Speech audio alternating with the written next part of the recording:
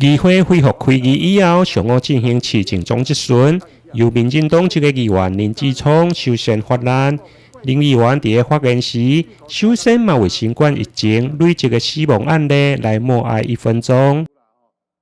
因为这次疫情死亡的家人咱大家来悼念1分钟安尼会当请大家起立啊。接线议员嘛为新冠疫苗的注射遮尔乱，除了第一线医护甲防疫人员以外，议员嘛质疑所有的官员到底是毋是拢伫防疫的第一线？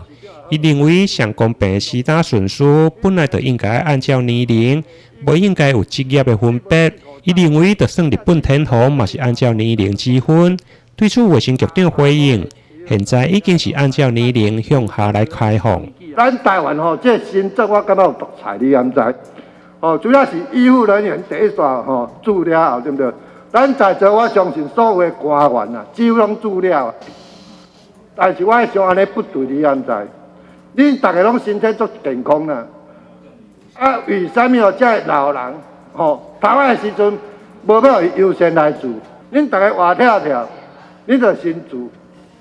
遐艰苦人、遐老人，结果无食条住。我举一个例啦，伫先进的国家，包括日本天皇啦，伊要注疫苗，嘛是照排队呢，伊无优先权呢。轮到日本天皇要住的时阵，伊该让来住呢。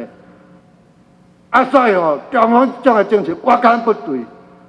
大家拢第一线，有倒一个第二线的啦。疫苗已经开到第10轮继续往下开，都侪人拢照样做会到啊啦。因为第一批也照风险性来排落来，所以即摆开放的紧去有药拢大部分拢做会到啊。20岁到30岁，迄偌久做会到啦。即摆拢往下开咱即摆第10轮以后还会再往下开，因为疫苗有来真侪啦，系啊。